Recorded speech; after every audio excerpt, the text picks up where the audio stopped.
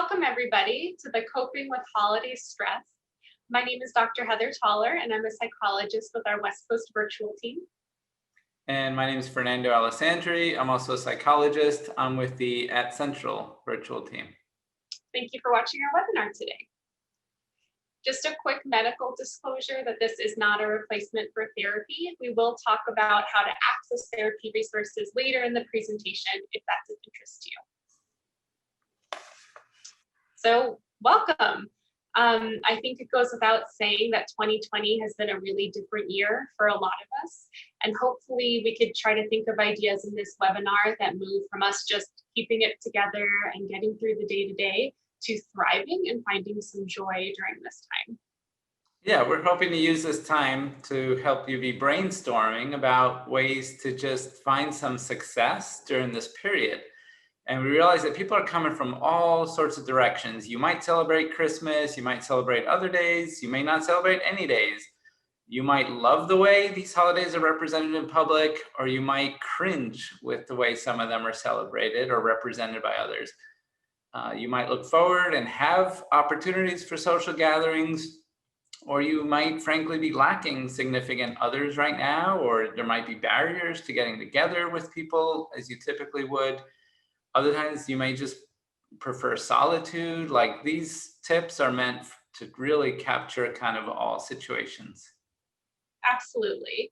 And we're definitely not defining your goals for you or saying you even have to make them. We're just suggesting some things that you can do that would be helpful if you're struggling right now. You really are the expert on yourself and you know what you need best and how to succeed. And these are just some suggestions to help with that. So this is just a quick acknowledgement, like we said before, that this year does look a little bit different. And so that means that some of our traditions may change or may have a different look or feel to them. Sometimes that can be scary and different. Sometimes that can be welcome and a great way to explore different ideas. But we just want to acknowledge that this has been a tough year for everybody. And unfortunately, that includes the holiday season, which is important for a lot of people.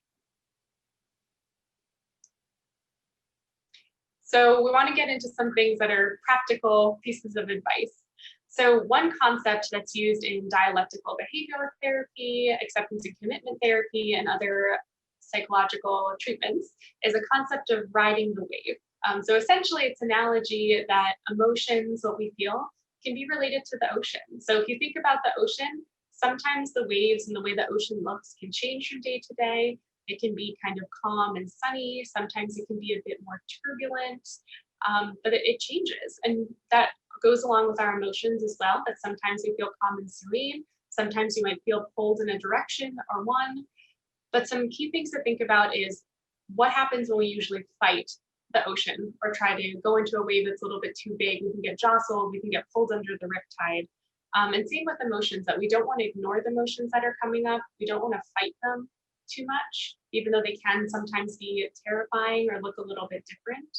But some key things that we can do is we can acknowledge what's going on around us. We can try to not fight it too much.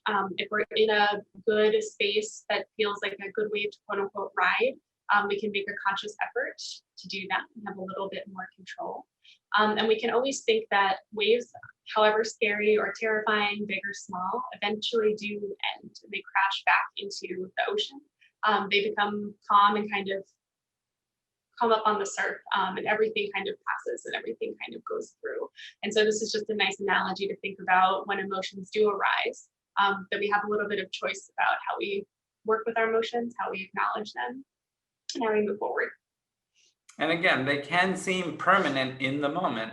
Mm-hmm. Like if the ocean is pulling you out, it's really tempting to fight it. But we got to remember that at some point, this is going to weaken. It's going to even out. That's when I'm going to swim to shore. And maybe not right where I wanted to go, but down the way a little bit. But I'll be safe. I just need to kind of just let things flow and not judge my emotions. Not say, I shouldn't be sad right now. If you're sad right now, you're sad. Like, just kind of go with it for a while and have the confidence that that will move along little by little. Absolutely. This is another acknowledgement that because of how different this year has been, we've had to use creativity to do most of daily tasks that normally we didn't need to use a lot of mental effort for. And so it's understandable if you have a little fatigue around that and you don't want to necessarily think of different ways to do holiday things because we've been doing that all year. So we understand that. We're in the same boat. So we do have some suggestions for you. And it's meant to help with that, that if you are feeling fatigued around new ideas, new ways to do things, that we can hopefully make some suggestions so you don't have to feel fatigued around this idea again. Yeah, so some specific ideas that we've heard about and gathered from different people are, some people are still planning to find some way to get together, even if not physically. So some ideas we've heard are you still plan a meal together, or you try a new recipe together, you work on it together over an app like Zoom or FaceTime. Again, you can be baking or cooking something meaningful with someone in another city. I want to jump ahead to the last point, that some of these are probably going to result in new traditions that you use even when it's not COVID, that we might be discovering things that, hey, are kind of fun, and why don't I do this more? You can still put up decorations with people, or at least compare what everyone's doing. A lot of people are starting to do caravans where they meet in front of some neighbor's house in different cars and line up and then just go through a neighborhood together. You can even have your phones on speakerphone and be talking as you do that. Another key one is to stay active. We all know with COVID, a lot of us have been sitting a lot, and it's super important to remember to move our body in different ways. Like we don't even want to pressure you with the word exercise, but the idea of movement, of getting up, going for walks, changing what you're sitting on, maybe sometimes standing, getting a yoga ball, like just changing it up rather than finding one specific thing and now overdoing that one. Like the idea is keep things moving, trying different things. Absolutely. And with things like decorating, baking, looking at things, I know some people feel a little hesitant if they're not going to have as many people over, but if it's something that makes you feel good, do that for yourself, and it can still be fun and enjoyable.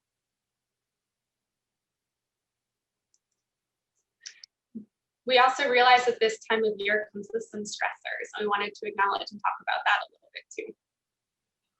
So yeah, one of them is in different aspects, you can perceive a dominant culture, whether it's the religion, right now, the Christmas theme, and you might be part of a minority religion or not have a religion, that kind of thing. These pressures might be there, and we want to first call them out, be aware. Everyone should do kind of a status check. There might be pressure about heteronormativity, relationships, togetherness, family, all the kind of stuff that we see in Western movies get kind of pounded on us during these days. And it's important to say, that is kind of a stressor for me, or I don't have that. Other ones we've discussed are how much like the food-centric thing for people that are trying to lose weight or struggling with diabetes. I mean, it's maybe after COVID, there'll be less donuts at the office. Like we need ways to kind of challenge these so-called norms that just make things really stressful or challenging. I mean, other aspects are alcohol, pressure to drink more. And another thing we find as therapists a lot is that around holidays, a lot of people deal with loss and grief. Either lack of family members, people have passed on, or for some reason, certain deaths occurred in November, December. And this can be kind of a sad time for people. And it's important to go back to that wave idea and to not fight what's happening, but identify it and write it out. Some people talk about journaling, getting their thoughts out on paper, talking to friends or family about it, finding some way to not just kind of ignore it and pretend it's not happening. It's usually better to kind of face toward it, let it do its thing to you, and then it'll kind of move on. Absolutely. And I think some other practical ideas too is if you're struggling with religion as a dominant culture, connecting with people from your own cultural group, or starting your own a-religious kind of traditions, but still making it an enjoyable time of year. I think folks who are struggling with the heteronormativity of the dominant culture and gathering, that this might be a good opportunity to spend time with supportive people in your life. It's a nice opportunity for that. For those struggling with alcohol use, there are still web-based AA meetings or ways to reach out to folks if that's something that's been helpful for you in the past. And Fernando had some great recommendations for loss and grief. And another thing you can do is try to honor the loved one. Think of a special thing that they liked or something that reminds you of them, again, to keep them in the forefront and find a way to express how you're feeling. Another thing that can be difficult right now is social media. Sometimes it's a great way to connect with people if you're using video or chatting with people. However, some research also shows that if we're on social media and kind of mindlessly scrolling too much, that can add to increased feelings of sadness or isolation, or we tend to compare with others thinking, oh, well, they're doing all these things. I'm not, these people have this and I don't. Some things to remember is people are always representing their best selves on social media. So it might not be what's actually going on behind the scenes, just what they're posting. And if you're noticing those feelings coming up for you, sometimes taking a break, giving yourself a time limit for scrolling, just putting your phone in another room or putting it down can sometimes be helpful so we don't get caught up in that. And then if things do become overwhelming, especially again, if you feel really isolated during the holidays or a lot of pressure from family members that think very differently from you, we just want to realize that sometimes things can feel a bit overwhelming and we can start to have a little bit of an emergency or some need to really call. So, number one is things like calling 911, going to an emergency room. Like, rarely can other services match that kind of availability. There's also the National Suicide Prevention Lifeline, which is a 24-hour service where you talk to someone and they help you as well as direct you towards resources. And when it's not an emergency, certainly be reaching out to your PCP or one of us at Crossover, following the link, whoever sent you the link for this video, getting back to them to see how you would engage with these kind of services, or if you have a therapist in the community, those kind of things you want to take advantage of. Absolutely. Okay, so another topic we think comes up a lot with holidays and family gatherings is that people stumble into some difficult conversations or tense times with significant others. And so we came up with the packet that you see, the link below, has a bunch of different resources. One in particular we want to highlight right now is the idea of staying structured in these conversations. And one thing that's important to remember is just part of mindfulness is defining our goals. Like, why am I at this gathering? Am I really there to convince Uncle Eddie about something I feel passionately about? Or is this more to have a good time? And so I would kind of reset, define my goals. What do I want from this dinner or this occasion? And then other ones we're going to demonstrate with examples, but just to outline them here is a very classic one now is demonstrate understanding. A lot of times people's walls go up if you are asserting your points of view too early and they're not ready for them. It helps to be the one that takes the initiative to do the listening first. You do get a turn, but we're suggesting that pacing and letting other people feel understood first kind of prepares them to then hear you out if you want that. Another consideration is be realistic with your expectations. So again, certain relatives might have political beliefs that are very different from ours, lifestyle beliefs, all sorts of things. And we want to be realistic. Like, is this really going to be the time? Or do we just want to keep things on a more pleasant note? We want to learn to set healthy boundaries. You probably do already in many domains of life, and why not with our family members? And then learning to exit conversations that are kind of becoming pointless or irritating. And sometimes things can reach an extreme where we need to just leave, cut a visit short, end things early. That's always within our power to do that. Absolutely. And so we're going to demonstrate some of these skills by doing some conversational role plays so you can kind of hear them in action. All right, so the first one. I would like you to come home for the holidays and be with your relatives. Are you insane? Absolutely not. Have you not heard of COVID?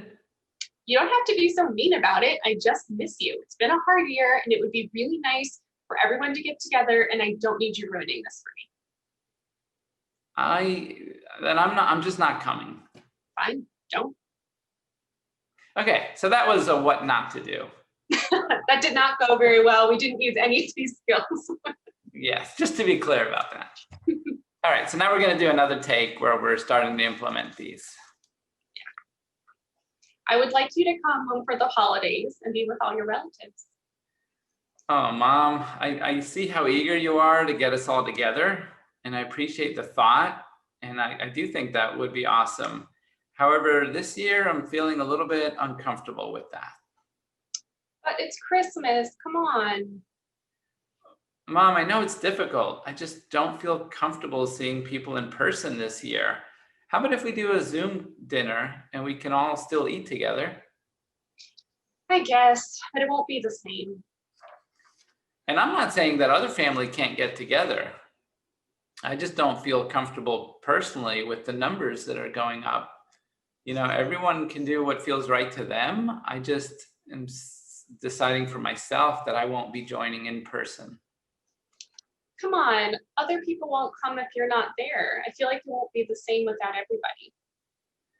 Yeah, I can see that you're worried about that. And I know this is like a huge disappointment. This is not what you expected this time of year to be like.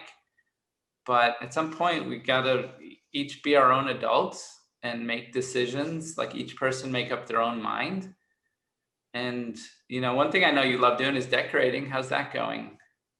I guess you're right. I did take down the decorations from the attic, so I'm excited to do that. Okay, so that was demonstrating a not even very smooth application of these skills, but we're still getting our points across. We're setting limits and boundaries. We're staying firm. We're not jumping into arguments like, oh, you're manipulating me or you're using guilt.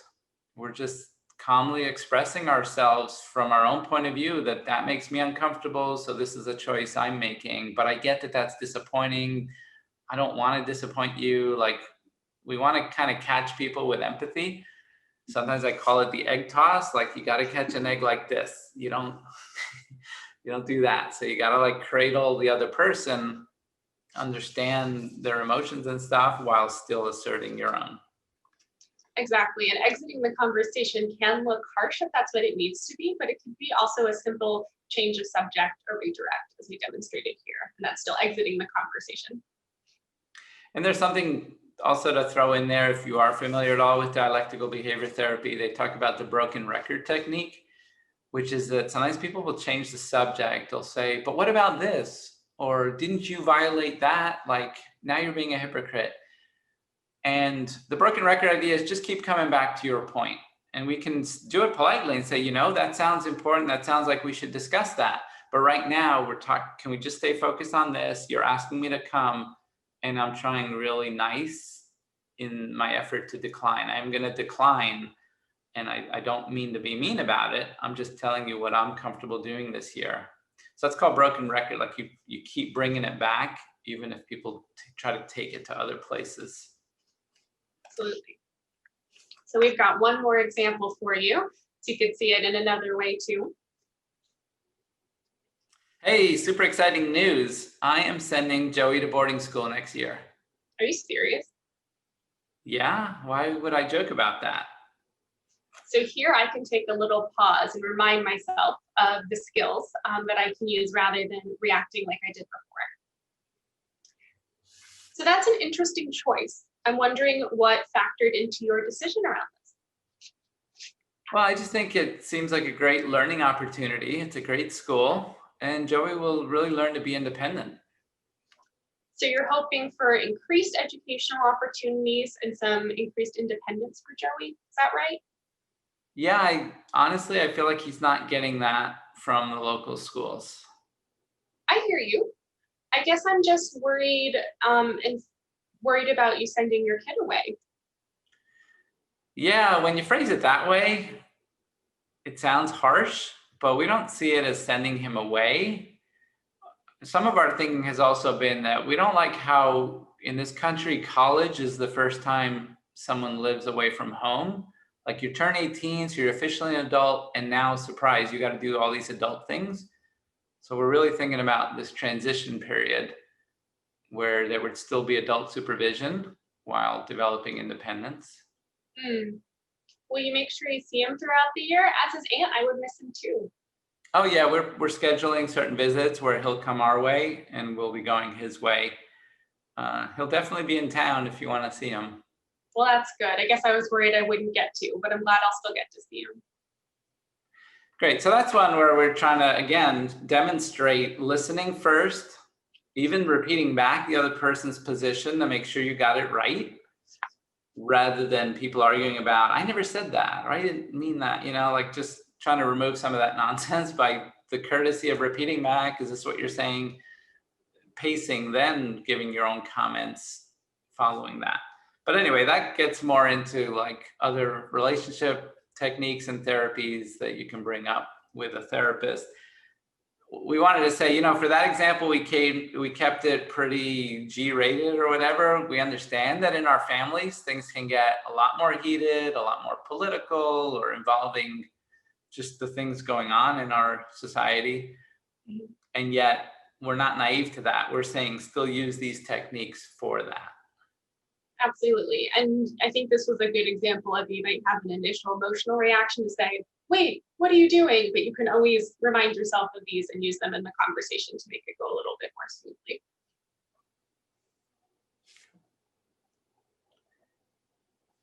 So another area that this time of year, this is really an all year round exercise. It's just that it comes up especially intensely now, is part of the idea of having my own goals for this period rather than society's goals or dominant culture goals.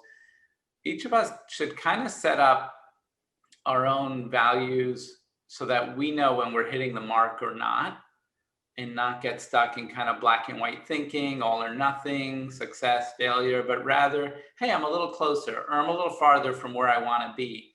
So this is an exercise to help identify some of those things. So to sit down and journal or discuss with someone, what do I really care most about this time of year? Are there traditions I've done in the past that I don't really value? I don't care to go there or do that thing. And maybe this is a year to start pulling away from other people's things if they're not our own. And so to ask ourselves, what does make this time of year special to me, if anything, if it even does? Are there things I like to be honoring?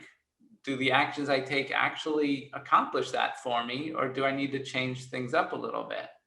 One way, a couple of exercises people do is the future thinking. Like, 5 years from now, how am I going to look back on this period? Was I being who I want to be?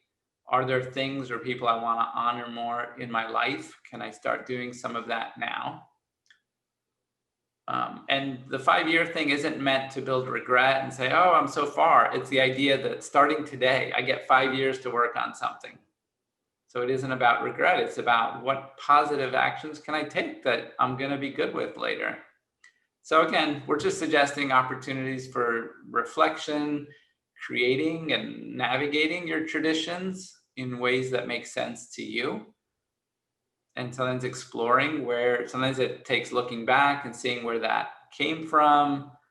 And, and a final exercise is gratitude. There's been a lot of research on gratitude. And again, this can't be done by force. Like, I'm supposed to be happy, I shouldn't be sad. Like, that never works. But to find genuine connection with things that we do have that it maybe could have been another way. Like, maybe the oven didn't have to turn on, and look, it turns on every time. This is awesome. Like, learning to notice those things and say, well, good, something did go right today. I am going to be able to bake or cook. Again, that's not going to be enough, but just to realize that sometimes the negatives can outweigh the positives.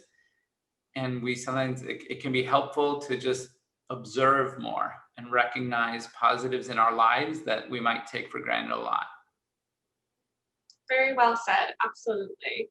And I think some concrete ways to think about these things is, do we value family and friends, the gifts, the food, finding a real time to relax and rejuvenate?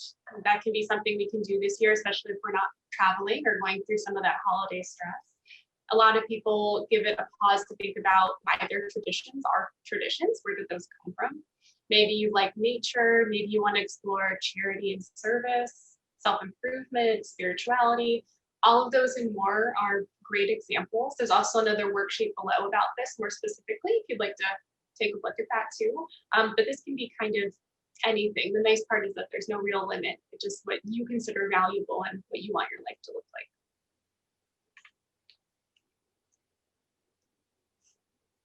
So sometimes speaking with our children can be difficult, especially this year when things are so up in the air and changed and unpredictable. So we wanted to acknowledge this a little bit.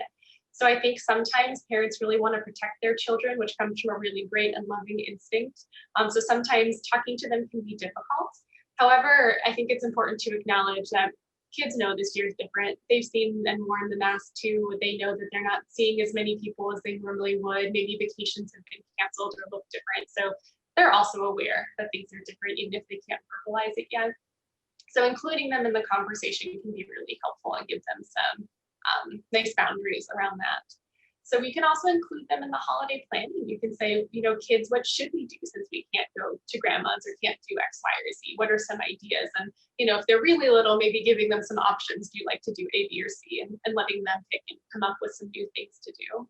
I think setting expectations is also really important. So maybe saying, hey, this is going to look a little different, but here's what we are going to do. And here are the things that are going to make the day special, just so they're aware and it's not a surprise.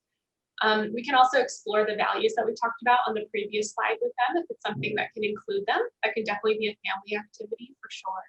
And also just acknowledging and celebrating the holiday so they don't miss out completely on the day. So these can be sometimes difficult conversations to have, but sometimes it's important to do it as a family if this is something that applies to you in your life.